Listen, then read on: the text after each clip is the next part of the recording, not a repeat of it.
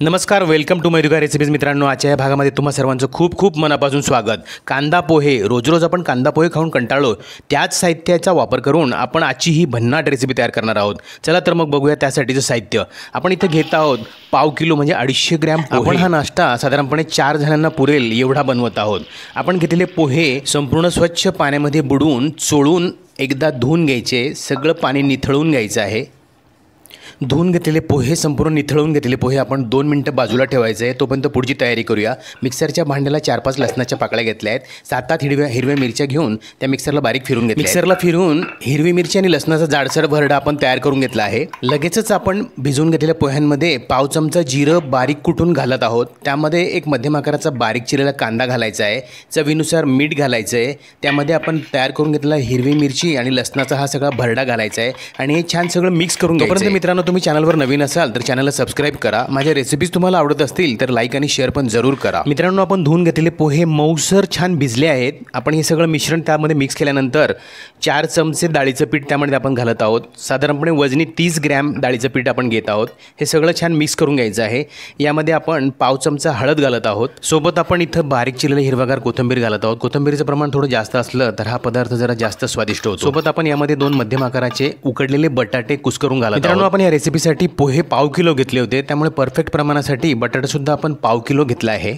आता हे सगळे जिन्नस आपण हाताच्या साहाय्याने मस्तपैकी मिक्स करून घ्यायचे आहेत, एकजीव करून घ्यायचे. आता ही रेसिपी परफेक्ट होण्यासाठी एक आवर्जून लक्षात घेण्यासारखी गोष्ट म्हणजे आपण पोहे निथळून घेतल्यानंतर पोह्यांनी ॲब्सॉर्ब केलेलं पाणी, त्यानंतर कांद्याचा ओलावा आणि बटाट्याचा ओलावा एवढ्याच पाण्याच्या अंशाने आपण हे सगळं मिश्रण एकजीव करून घेतलेलं आहे. वरतून आपण यामध्ये थोडंही पाणी घातलेलं नाही आहे किंवा तेलाचाही वापर आपण केलेला नाही आहे. व्हिडिओमध्ये दाखवल्याप्रमाणे अशा गोळा तयार व्हायला लागला की समजायचं आपलं परफेक्ट मिश्रण तयार झालेलं आहे. आपण एका प्लॅस्टिकच्या पेपरला पाण्याचा हात लावून हा गोळा अशा पद्धतीने थापून घेतो. हे मिश्रण छान एकजीव झालेलं असल्यामुळे पाण्याचा हात लावल्यावर सुद्धा आपल्या हाताला चिकटणार नाही. आणि आता हे थापलेल्या आपल्या गोळ्याला आपल्याला हवे त्या आकारामध्ये आपण याला कट करून घ्यायचं आहे. आम्ही इथं त्रिकोणी आकारामध्ये याला कट करतो. मानवी स्वभावाचा एक सायंटिफिक स्टडी तुमच्यासमोर सांगतो.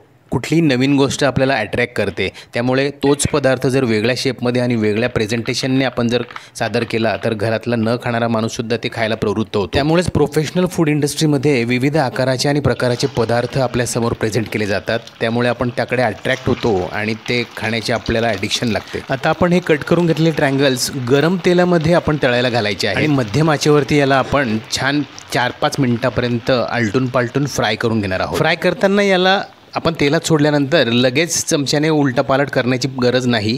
1-2 मिनिटानंतर बुडबुडे कमी झाले की मग त्याला आपण दुसऱ्या बाजूने फ्राय करण्यासाठी पलटी मारायची आहे. तुम्ही वेळेची बचत किंवा मोठा लॉट तयार करण्यासाठी मोठा गोळा लाटून 4-4 ट्रायंगल्स तयार करत बसण्यापेक्षा जास्तीचे ट्रायंगल्ससुद्धा एका वेळेस तयार करून घेऊ शकतात आणि एकाच वेळेस ते फ्राय करू शकतात.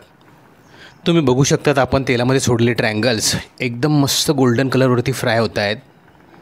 तुम्हाला सकाळच्या वेळेस घाई असेल आणि नाश्त्याला काय करावं सुचत नसेल तर अशा वेळेस तुम्ही ट्राय करू शकतात. किंवा 4 वाजेला चहाबरोबर कधी काही खावंसं वाटतं त्यावेळेसही तुम्ही ही रेसिपी ट्राय करू शकतात. एव्हाना तुम्ही बघू शकतात आपले ट्रायंगल्स मस्तपैकी गोल्डन ब्राऊन कलरवरती छान तळले गेलेले आहेत.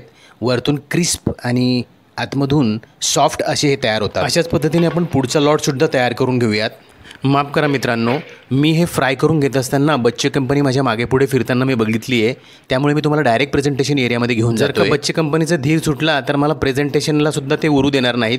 त्यामुळे आधी तुमच्यासाठी हा प्रेझेंट करतो. मला खात्री आहे आजची रेसिपी सर्वांना खूपच आवडली असेल. वरतून क्रिस्पी आणि आतून सॉफ्ट असे हे पोह्यांचे मजेदार ट्रायंगल्स नक्की ट्राय करून बघा.